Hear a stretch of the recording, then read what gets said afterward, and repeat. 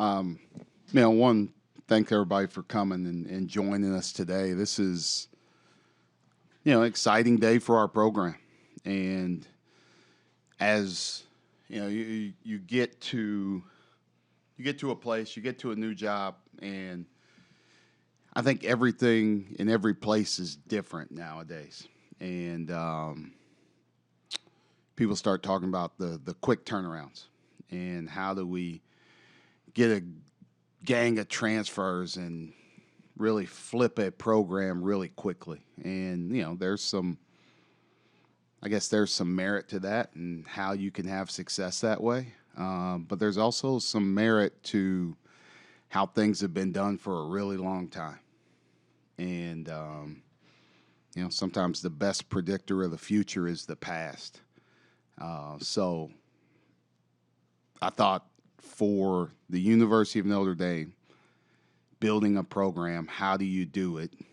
You do it by signing really good high school players, and you just keep stacking good classes and good classes and good classes, and then we build off of that once they get here with our player development.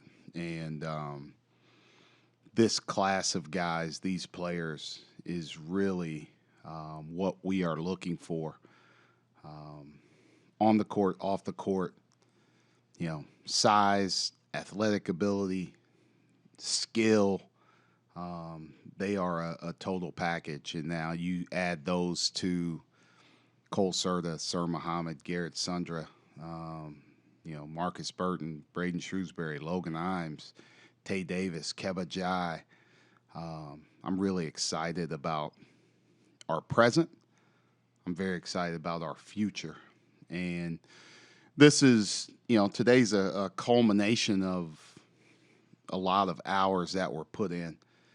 And it's a total team effort. And I wouldn't, I get a chance to sit here with Snow and appreciate he and Pat for their kind of organization of what we're doing. With where we start and how this ends and how we put all of this together.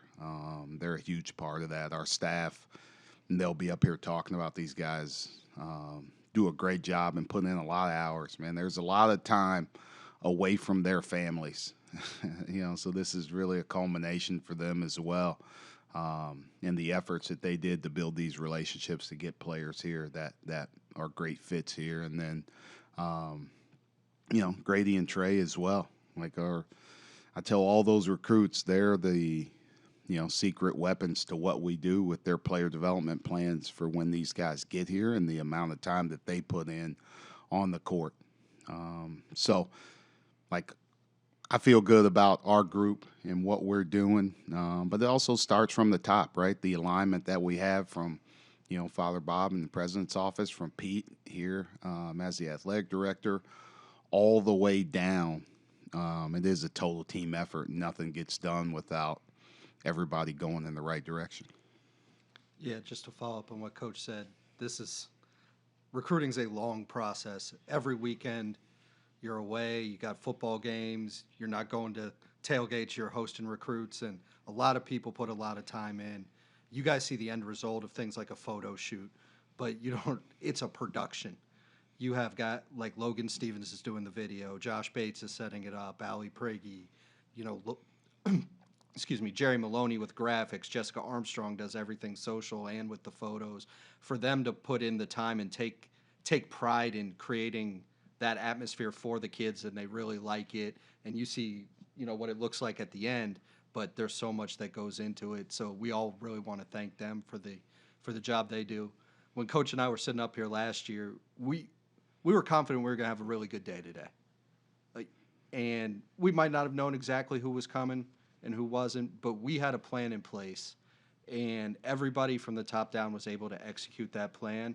And you see the results of it today with 4 signees that we couldn't be happier about. Throughout the fall, in the summer, we would meet all the time. We have recruiting meetings, and Coach would lay out our board, and we would put some guys on the side, man, if we can really get him, but we need to focus on this. And we got guys at the top of our board. We just did. And for it all to happen the way it did was huge for us. And I know you guys are going to have a lot of questions about someone like Jalen Harrelson, and Ghost did a lot of the heavy lifting there. But this is how recruiting can go. Just a little story for you guys. We're at Penn State our first year. Jalen's a freshman in high school. And at the time, one of his high school coaches texted me. We had just beaten Indiana, which, was a predictor of the future. And Jalen really was interested in how we played. And so he's like, hey, will you guys recruit Jalen? I was like, man, we're at Penn State. We're 7 hours from where he lives. We're not recruiting this kid. He's like, he really wants to talk to you. Just answer his call. I'm like, all right, tell him he can call me at 3.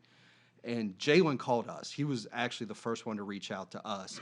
And from that point on, I tell Coach Shrews, hey, Jalen's interested in us. And he's like, yeah, we're at Penn State 7 hours from Indianapolis. Like, good luck with that. So we get the job here, and we just went full in.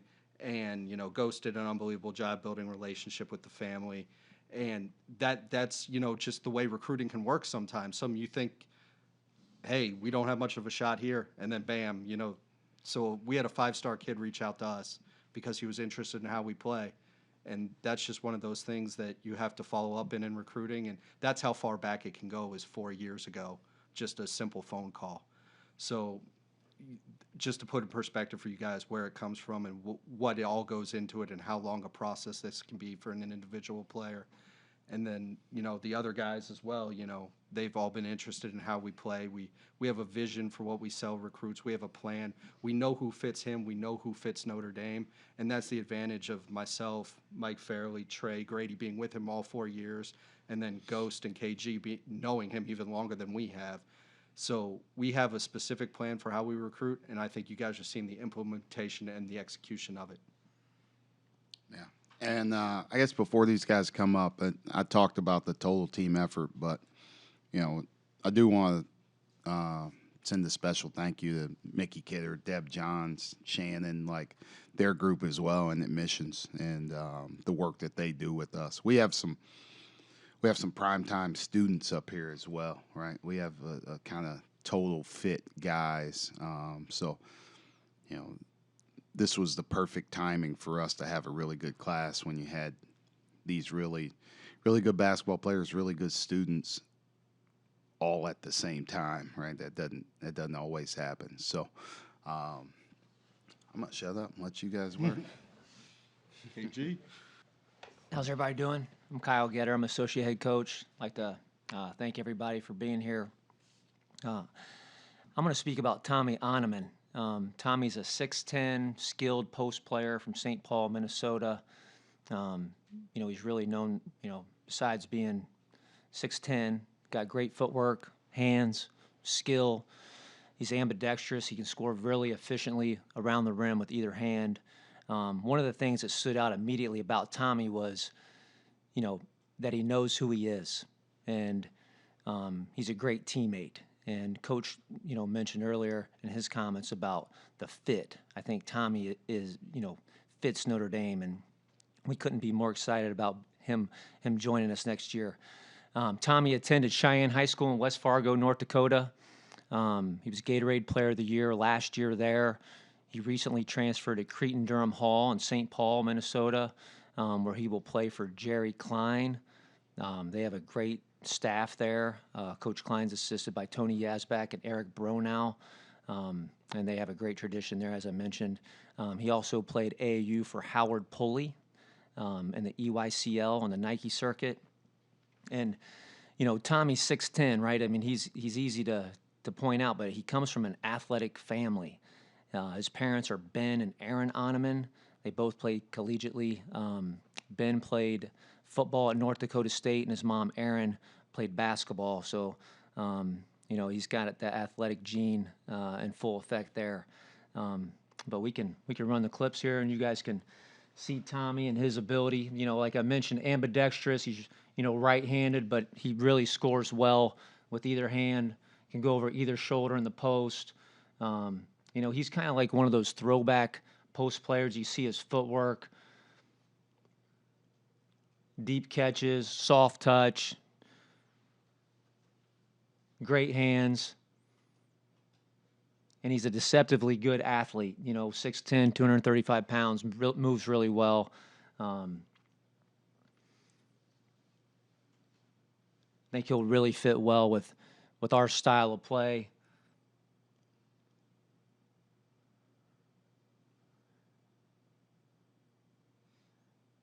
Very good rebounder, positional rebounder. Uses that big frame to wedge in there and get offensive rebounds. He's got great touch, like I mentioned. And then this is, I think, probably one of the most underrated qualities that he has is his passing ability. He's an underrated passer. He's got great basketball IQ and instincts around the rim when, he feels that double team. He's used to being double teamed, being the biggest guy on the court. So, as I mentioned, we couldn't be more excited about adding Tommy Oneman to our basketball family. Thank you. Hey everybody, Mike Farrelly, assistant coach, here to talk about Ryder Frost, 6'6" wing player from Beverly, Mass. Plays at Phillips Exeter Academy up in New Hampshire, one of the finest academic high schools in the country. Obviously, was a very good academic fit for Ryder here, a very strong student who's also very driven, obviously, on the court. Jay Tilton's his coach there at Phillips Exeter, great guy, great coach. He's also been well-schooled in the AAU ranks, playing for Middlesex Magic. On the Under Armour circuit, a bunch of former Notre Dame players have played for the Magic as well. Pat Connaughton obviously being the greatest example of those. But continuing the pipeline, there have been a lot of good recent players here at Notre Dame from New England, right? So continuing that with Ryder Frost here. But we'll get into some of his clips. Just don't want to definitely mention about his mom and his dad too. Brady Frost, his father, mom Kelly Brennan, great people. Who have led him in the right direction. As you see, he can really throw the ball in the hoop. One of the best shooters in the country, deep range, automatic. This is an AAU tournament back in May in Ohio, and he made 8 threes in one of these games. Really picked up a ton of offers after that weekend, but certainly one of the finest shooters in the country, both off the catch. And then you'll see a lot of movement shooting as well. Think back to some of the players that Coach Shrews had a lot of success with, of guys that are able to move and shoot like Ryder does. So he can do that. He can shoot off of screens. Going to be a major weapon for us based on out-of-bounds plays and all of Coach's after timeouts, more plays than Broadway. Right, and then, can shoot off the bounce as well, right? Not just a shooter. He's able to attack. He's able to get to the rim when stuff is taken away. But, really his calling card for right now has been his ability to make shots. But you also see he's a really good cutter. He's an underrated athlete. He's an underrated passer. Like, he can really do everything. If he's just a guy, there's a lot of shooters out there and guys that can just stand in the corner and make shots and not do a whole lot else, right? But those guys aren't great fits for us for what we want to do and how we want to play. They got to have great IQ, the ability to pass and move as well, and Ryder fits in all that. He's a really competitive kid, a hard worker who's going to fit really well and help to continue to lead our culture. Ryan Owens, assistant coach. Some people call me Ghost. Yeah, so a lot of people call me Ghost. But before I get into talking about Jalen, obviously, you know how much I love my teammates, so I got to give a shout out to my guy Trey Whitted and Grady Eifert over there. Like Coach alluded to, those are the secret weapons of this program. I don't know if we get any of these guys without them. So thank you. So talk a little bit about Jalen. First and foremost, he comes from an unbelievable family. He's got a mother named Chantel, a father named Art, brother BJ, and another brother named Jordan. Really started in Fishers High School in Indianapolis for a coach named Garrett Weininger. Well coached, very well coached there. Then he transferred to La Lu, and he played for Pat Holmes and his staff, and that's where he's at now. And that continued. Very well coached there. So, and then he played AAU for a program that I know well named Indy Heat. And my man John Avery did a great job navigating the 5-star process in the summer. They get pulled a lot of different ways, and he coached him hard. He loved him hard, and he had his back all summer. So let's go ahead and roll the clips. First thing you're going to see is kind of him off the bounce. 6'7", strong, athletic guard, has the ability to really get after it off the bounce and get to the rim. Now you see him getting to his spots. Now he's good off the bounce.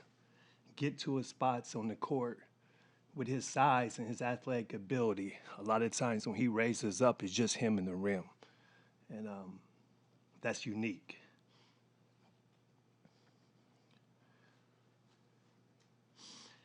So here right now, he'll show you a little bit of his game off the bounce, shooting a three, catch and shoot three.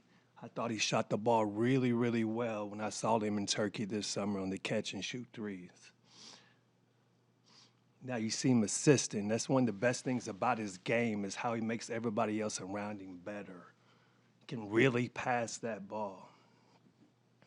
He makes his teammates better. People like playing with him. He has a certain joy about himself on and off the court. So that's Jalen Harrelson. We're super excited about the opportunity to invest in him. The next is Brady Kaler. A little free game here. I made the mistake and called him Kohler, and then his dad checked me real quick.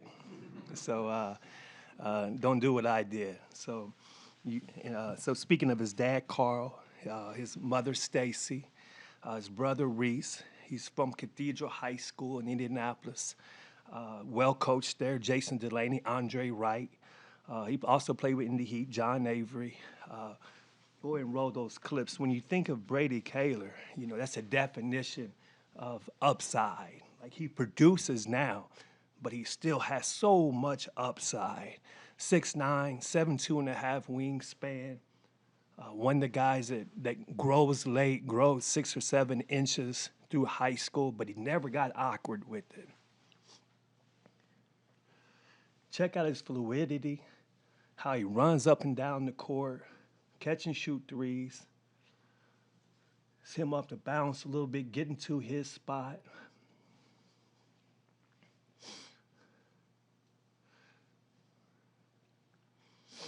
And one of the more underrated skill he has, he's an unbelievable off-the-ball shot blocker. He can get that ball off the glass and just go and make plays. See him right now getting it and starting to break in transition.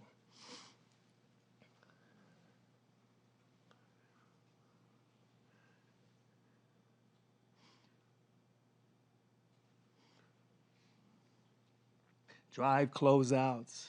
He can make all the reads that Coach Shrewsberry likes in his guys. So that's Brady Kaler. Brian, you said you were confident when you sat here last year that you were going to have a good class, a solid class. But what was it like walking out of the office? I think it was the day Ryder committed that Friday where you look at all the recruiting services and saw that Notre Dame had the #1 recruiting class in the country for like 5 weeks. Yeah, it was certainly a sense of accomplishment. I don't know if that's happened before here, but just the fact that they all committed when they did, and it just was like a payoff of hard work. We had three of these kids on a visit at the same time, and that is a lot of coordination so that everyone feels that they got the proper attention, everyone feels that they were wanted, that it wasn't about, the other guy over here, it was about them as much too. So the fact that we were able to pull that off with 3 of them on the same weekend and they all committed, it was a major sense of accomplishment, and it was just a credit to everybody. It was one of the busiest weekends you can imagine, but it's more than worth it. Micah, what clicked that first weekend in September when you had those 3 guys to where, maybe we feel like you can get 1, then you can get 2, then you can get 3. Like, what was it about that weekend that you felt good? We got a chance with all 3 of these guys. Yeah, and it actually didn't, as we were planning and thinking about stuff, they originally all weren't supposed to be here that weekend. And we ended up moving some things around, some visits around. Jalen and Brady obviously played with each other in the summer and were familiar with each other. So we had a chance to both of those guys come on that weekend together. We thought that would be pretty special for them. But then Ryder as well was already there. His process was a little quicker, we thought, than what their process was going to be. So getting him here early was pretty important to us. So, that weekend, it was a lot of coordination. It was busy. It took a lot of effort from a lot of people. And then, I guess one of the things that people don't talk about enough is how selfless the people on our team right now are. Right, like Cole Serta, Garrett Sundra, Sir Muhammad, Brady Stevens, like the amount of time that they spent, and even the other guys as well, right? Everybody else, the older guys, but the amount of time they spent with these guys, like that's what really kind of puts it over the top on these visits is they get a chance to be around their future teammates.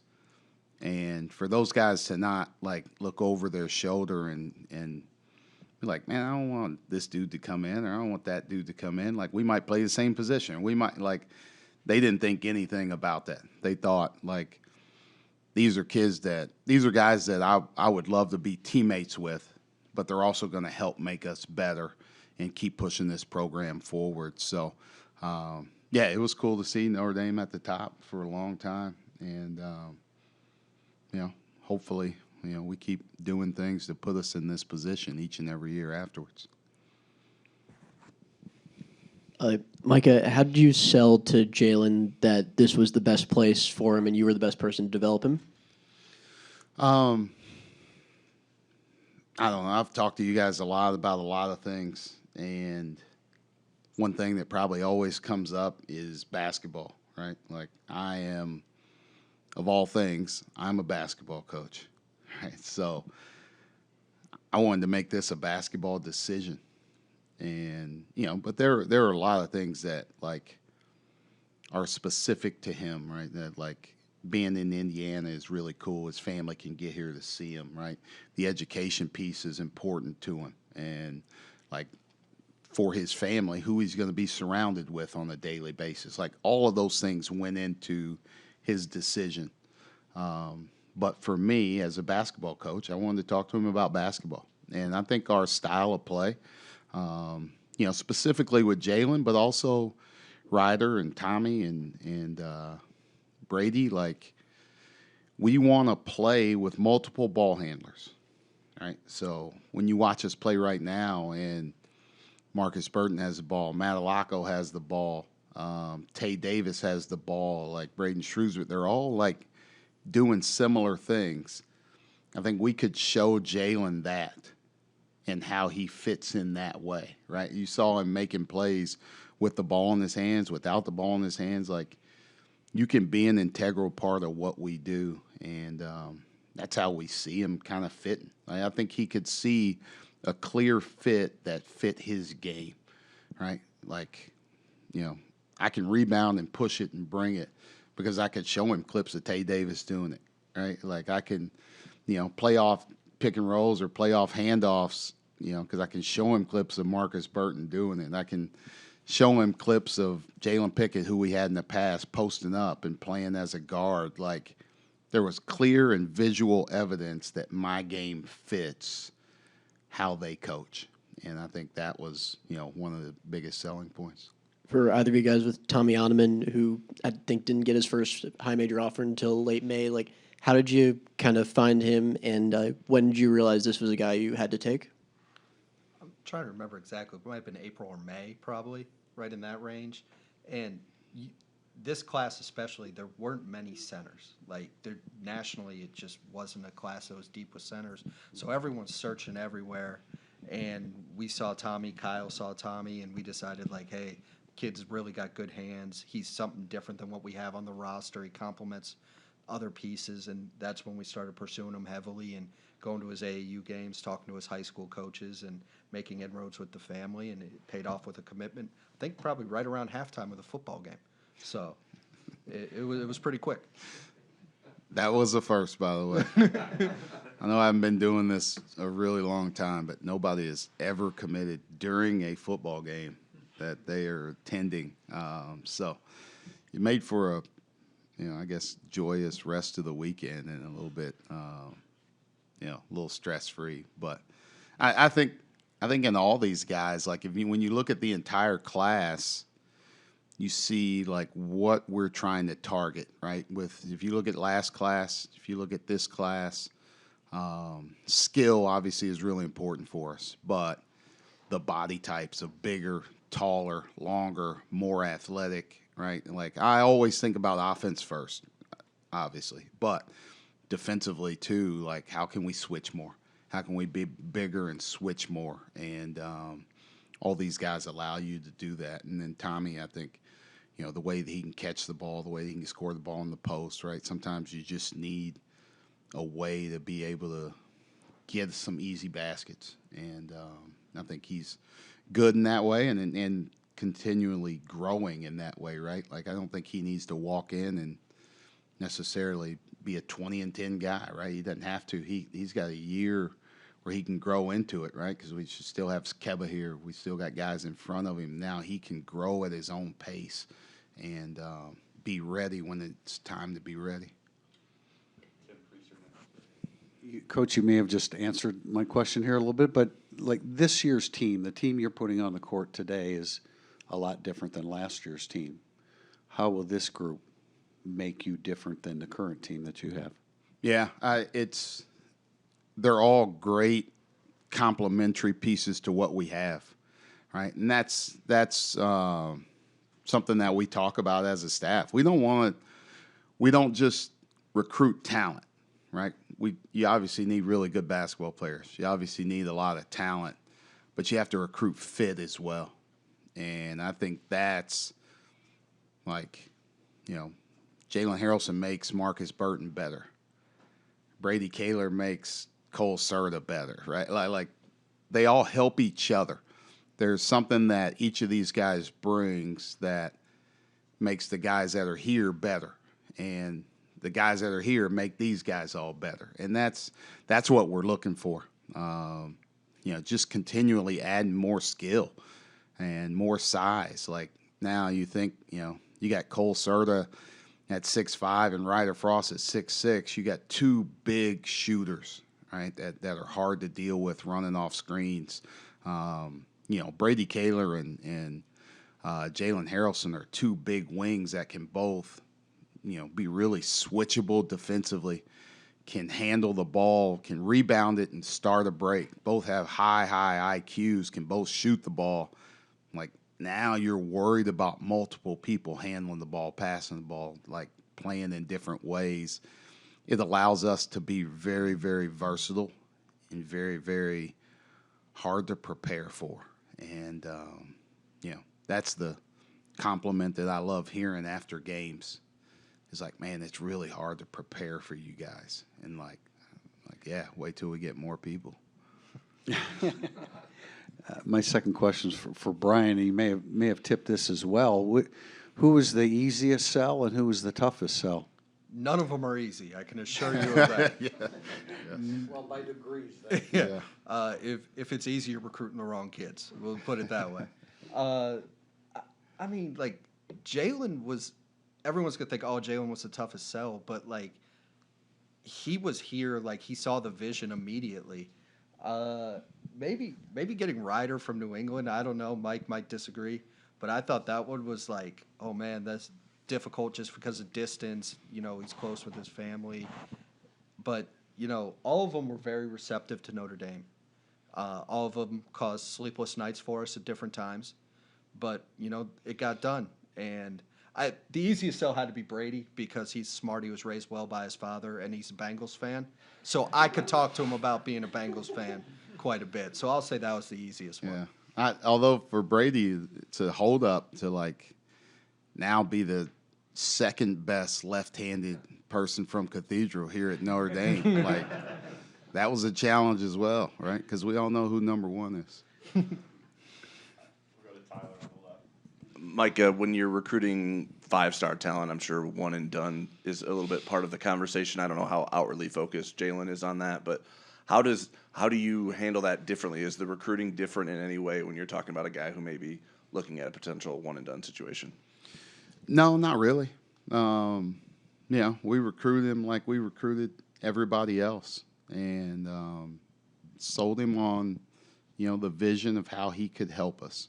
And the biggest thing, like, I don't know anybody's future, right? Like, everybody's a one and done nowadays, right? They might not be going to the NBA, but they might be going somewhere else. Who knows? So you sell them all in the same way. And we say, like, while you're here, like, unpack. You got to unpack. You got to be a part of this. And whether that's Matalacco Nikita Burke that are here for 1 year, like, same thing. Like, we cannot, we will not, we're not going to have success with renegades, right? Like, I'm just coming in and getting numbers, and I'm going to, like, show everything that I got. Like, that's not who he is as a player anyway, right? One of the best things he does is his ability to make everybody around him better. So, you know, we sold him on, like, our basketball vision. We sold him on Notre Dame. And we sold him on, like, what Notre Dame can do for you in your future. And I don't know what his future is going to be. But, you know, whatever his goals and his dreams are, I said, we're going to help you get there, right? Whether that's 4 years, 3 years, 2 years, 1 year, like, I don't know what anybody's future is. But while you're here with us, we're going to put every single effort that we have to make you a better player, to make you a better person, to make you a better teammate, all these things that will carry you through for life. And then for either or both of you, one thing, Brian, you spoke about all the details that go into the visits. One thing I thought was interesting is you got guys posing with a newspaper of when Notre Dame beat UCLA. I'm curious, like, is that intentional to try to open the door to talk about the history of this place? How do you go? Because that's ancient history for those guys. What goes into that? Well, what went into that is Grady found the newspaper. That might be an original right there. We're like, hey, fold that up pretty neatly here. So Grady found it, and we were just searching for new ideas to do with the photo shoots. And I don't think it was intentional about the past, but we always want past players around. You see LaFonso Ellis around a lot, and he's a great ambassador for Notre Dame in our program. So the more that those guys are involved, the more that they know we care about the past and that we want to make the future, you know, like what they had it when they were, you know, going to the Final Four and things like that, the better. But in terms of the newspaper, that's all Grady Eifert right there. We had a lot of that group back this summer. And it was really cool for our guys to hear their stories, right, that they told about their time when they were here. And, you know, like, we want to get it the way that they had it. Right? And there's been different periods where Notre Dame basketball has been really, really good. And, you know, we embrace every single part of that and all those players that made this place special on the basketball sense. And that's the guys from the 70s, guys from the 80s, you know, the 2000s, the mid-2000s, whatever it may be. Like, all those guys are really important, you know, because now with these guys, like this, we get to tell their story when they, you know, somebody opens up that newspaper and we're like, hey, look at this part here. This is pretty cool. And now you start to talk about some of those guys and they feel, you know, they really start to embrace the history of this place and how special it was and how special it's going to be here in the future. Hey, Coach. Adding 2 Indiana guys in this class, and in a short amount of time, you've put quite a few Hoosier kids on this roster. How important is it to you as you think about the program as a whole to be able to compete in this state, win this state, be able to get any kid out of the state if you want him? Yeah, and it's, you know, I think we have the ability to, because of our brand, because of the brand in Notre Dame, we can recruit all over the country. But we're going to always start here. If there are really good players in this state and they are fits for the University of Notre Dame, then we're going to go after them.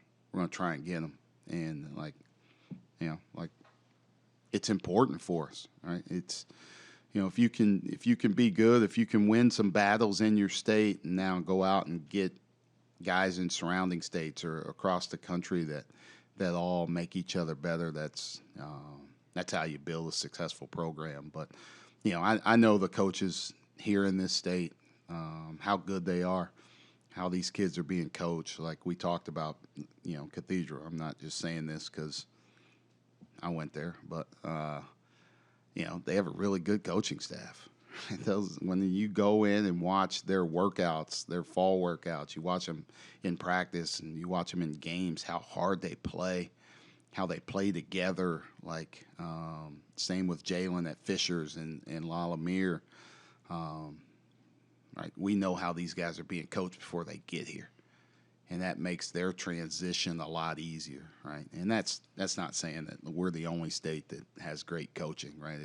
It's everywhere, but when you can get some guys that have been coached at a high level, it really helps them as players right away.